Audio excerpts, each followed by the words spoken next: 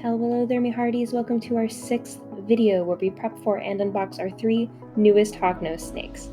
These heterodon babies were all obtained from JMGReptiles, so thank you for these beautiful little noodles, Jeff.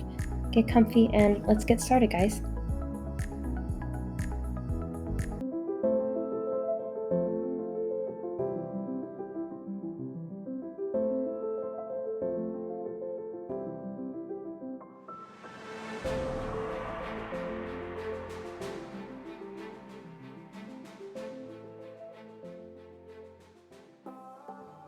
First, we went to the craft store to pick up more enrichment options. This is always one of the more fun parts of the prepping process, as opposed to cleaning and disinfecting a whole bunch of stuff, but it's also necessary. We already had plenty of other necessary items like water bowls, substrate, heating tape, thermostats, temp gauges, etc., but we were running low on things like fake flowers, leaves, and other interesting items to provide our new snakes with, as we were using most of the ones we'd already purchased for our other snakes. So we stopped by Michael's to find some fun items to place in their bins and give them mental stimulation, more items to hide under if they wish, and enhance the overall quality and appearance of their bins. Some things we were looking for were flowers that would be easy to clean and didn't have any small pieces inside like the fake pollen I sometimes add on plastic flowers that would come off too easily and leave potentially dangerous bits they could accidentally ingest later on.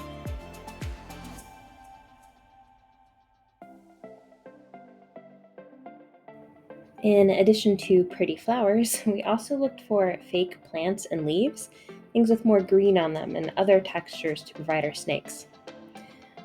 Cost was another factor we considered because we were buying these things in bulk to ensure we'd have plenty to choose from and replace anything that was soiled beyond reasonable cleaning efforts. No, I didn't like that. We also wanted to make sure the plants we chose made sense. They would have to fit in the bin and preferably look nice to use as well. We took the time to make sure that there was nothing sharp or pokey that could potentially cut or otherwise hurt our snakes. We also picked up some willow sticks to cut down later. I was really excited about those. And some rocks to provide even more textures, as well as something they could rub against when shedding. Good rocks. Now that we had everything we needed, the next step was to wash and sanitize all of it. Time for chlorhexidine to do its thing.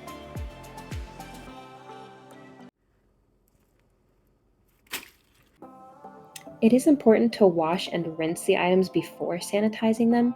Impurities like dirt or dust on the surfaces and in the crevices of all these different items can actually block the sanitizing chemicals from killing germs in those areas. And as you can see, a lot of stuff came off of these before I even started sanitizing them. With plastic products like fake plants especially, there may also be some toxic residues of some sort left over from manufacturing or shipping that you'll want to rinse off, as well as any loose bits. Now we had everything clean, sanitized, dried, and ready to go. Thank you, chlorhexidine. You are invaluable.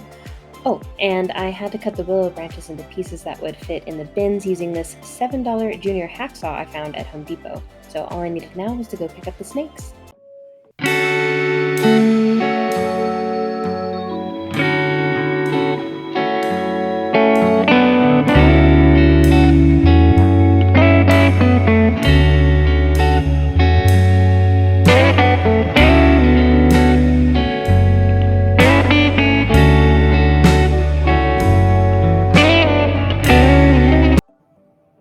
When receiving your new snakes through the mail, often they'll be your snoo snakes. They'll be sent to a local FedEx hub where you'll want to go pick them up within a half hour of delivery. Sometimes they'll be delivered straight to your door, but it really depends on the seller and the situation. So I'm heading to FedEx to pick up my snakes. Once I had them in my car and situated so they wouldn't move around, which was necessary because sadly J-Man had to work on this day and couldn't come with me to pick up the snakes, I brought them home.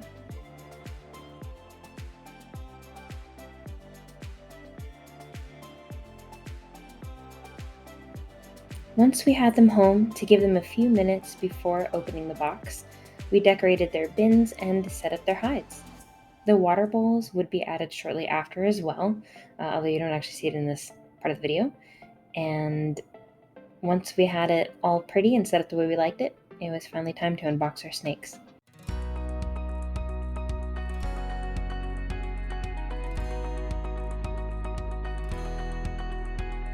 It's finally time for the unboxing. So we carefully open I carefully open the box using a ceramic blade while J-Man records me doing this. You can see behind me probably that I've got a notebook where I will actually log down their weight and note their parent health and appearance at unboxing. And of course I have to take a moment to admire the shinies. Thank you for the magnet and stickers, JMGReptiles.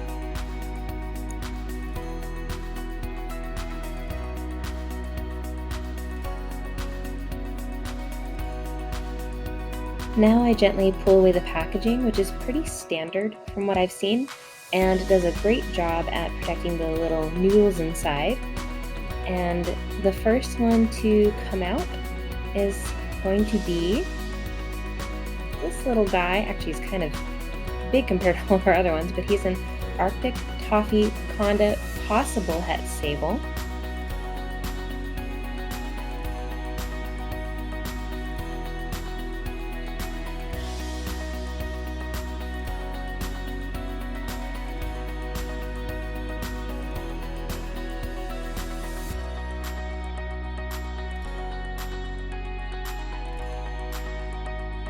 And here we have our beautiful new Hognose Cloud.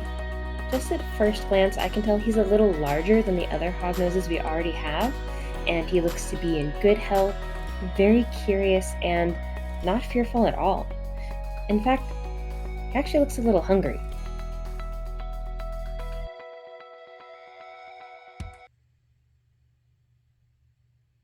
Ah! Okay, well, he thinks I'm food. That's not ideal. After narrowly escaping the jaws of death, we weighed Cloud, and my initial suspicion was correct. He weighed 27 grams, which is, I believe, 5 more grams than our largest hognose at the time, so he was a big boy, and we were happy to have him, even if he did try to eat me. Next to be unboxed was our red toffee conda girl. And you see me struggling with this lid as well. I suppose it's a good thing how tight these lids are. There we go. Let's say hello to Tifa. Now she has a really unique look, and we were very excited to get her. My best friend also pointed out her 80s style cyberpunk eyeshadow, which now I can't unsee. What a cutie.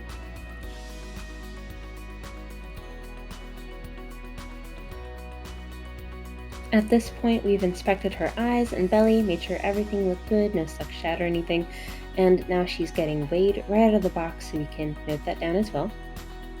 J-Man is very careful not to startle her if possible. And she is 17 grams, a full 10 grams smaller than Cloud. A little girl. And she's gonna try and hide under the cat napkin. So we'll go ahead and place her into her quarantine bin.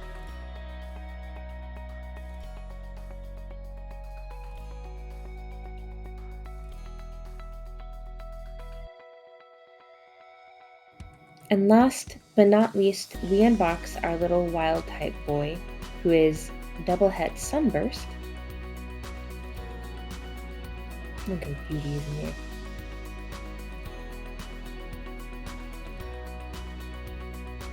Of course, I have to struggle with the lid first, because that's my MO. There we go. And say hello to Ashitaka.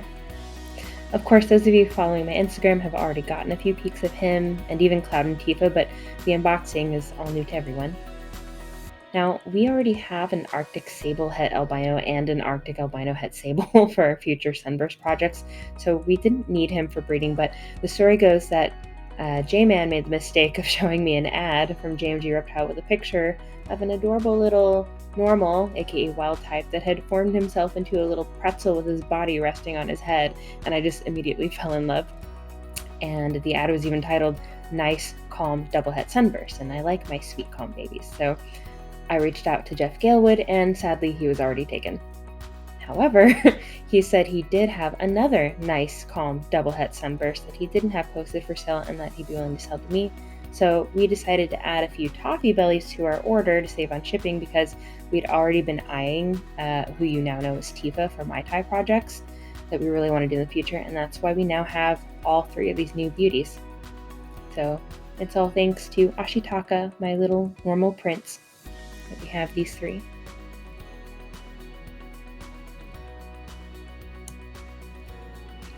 You'll see as we get him weighed that he's also the tiniest of the bunch.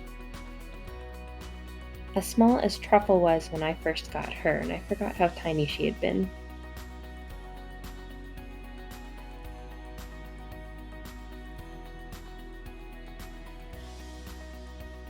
So he weighs only 12 grams, the same as a single AAA battery. And he is indeed very nice and calm.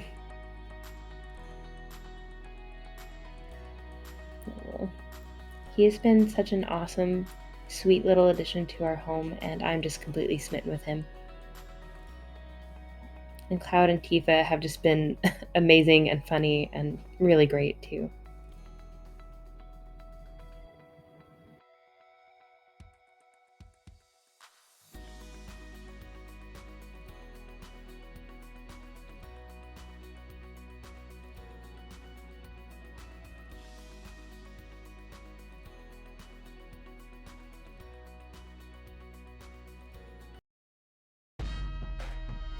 So, for those of you who saw our first feeding video, you know our hognoses tend to take their mice from the side, and these 3 are no different in that regard. As you can see, Ashitaka took his from the side.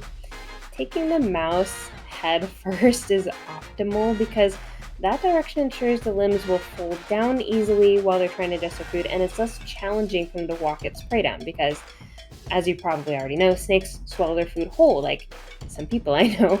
And this first video of Ashitaka eating had to be sped up from the original 11 minutes because he took the mouse sideways, and as a result had to spend quite some time just riding the mouse to swallow easier before he could even begin ingesting it.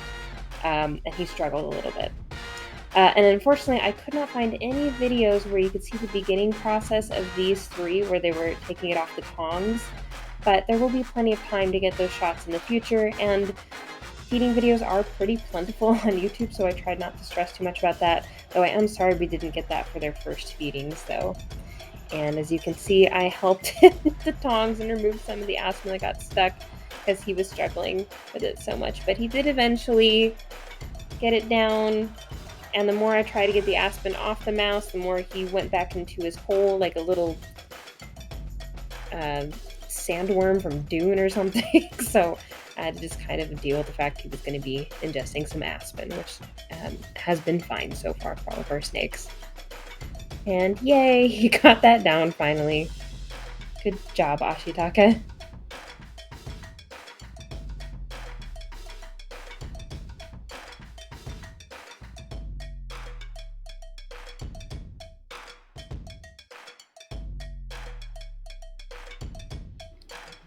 Moving on. Here we have Cloud eating his first mouse with us. And you probably didn't notice this, but yeah, he took his sideways. Because in the paraphrased words of Zay Frank, that's how the hognose do. I just have to come to accept this reality, I suppose. Cloud also does this other funny thing while he eats. He likes to position his tail on the outer edge of his bin and grip onto it like he's anchoring himself to eat better. He's very long and he's an enthusiastic eater, so maybe he just feels more comfortable this way, but we just think it's cute and very amusing. He's also a much quicker eater than some of our other hognoses, and we barely had to speed up this video at all. Good going, my little guy.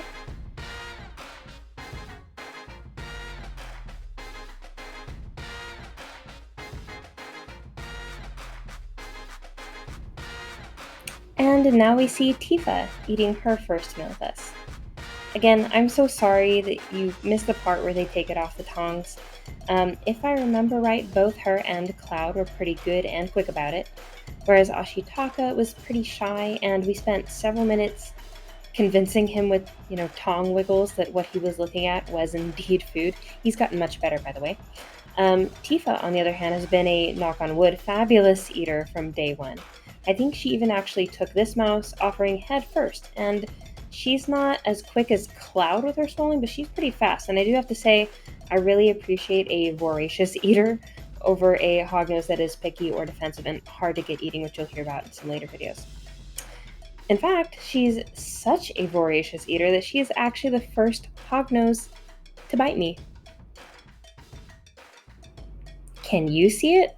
I sure can't. Now, I will admit that I was scared of her biting me when I saw it coming, and I really didn't want to be bitten. I still don't want to be bitten, but truth be told, it doesn't hurt, like, pretty much at all. Their teeth are so tiny, it was barely a pinprick, and frankly, my feelings were hurt far more than my finger. So just know that if a baby hognose bites you, it's really no big deal at all. The two exceptions to this are if you happen to have an allergic reaction or some sort of a sensitivity to hognose venom, in which case you may want to go to the hospital just to be on the safe side, or if you let the hognose sit there and chew on you for a while, either because you're just too amused to do anything about it, or because you're not sure how to safely remove them. So if a hognose bites you, it could be helpful to know that they come with this handy dandy built-in bite removal system right on their face. You see how their rostral or nose scale is turned up, kind of like a pig's nose, which is where they get their name, or as some say, a shovel? Gently push up on that and apply about the same amount of pressure as you feel them applying, and this will basically pop them right off. It's worked every time. Dav Kaufman has a great video with Jeff Galewood where they talk about this, and I will share the link to that with the timestamp to that part in the video in the description below. He calls it the pop can tab method, which is really aptly named. And that's the video, my hearties. I hope you enjoyed getting to see our preparation for and unboxing of our 3 new young hognose snakes from JMGReptile, as well as seeing them eat and hopefully learning a little more about these really amazing animals in the process.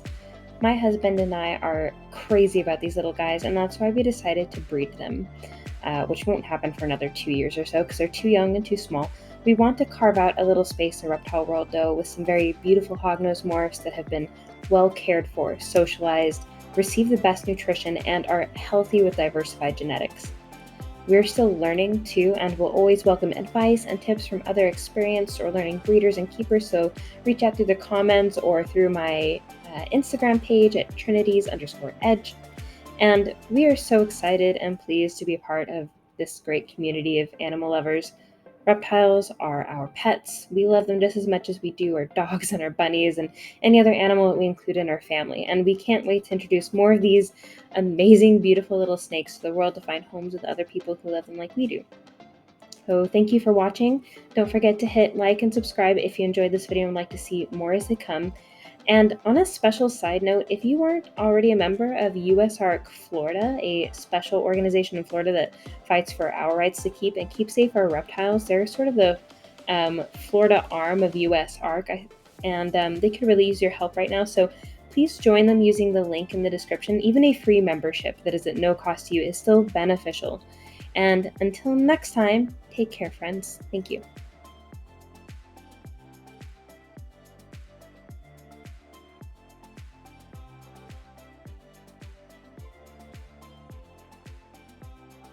Eyes look okay. There's no stuck shed. Oh, look at that belly. Oh my goodness. Wow, that is pretty. Looks pretty good. No stuck shed on the tail. It's definitely a boy. Yeah.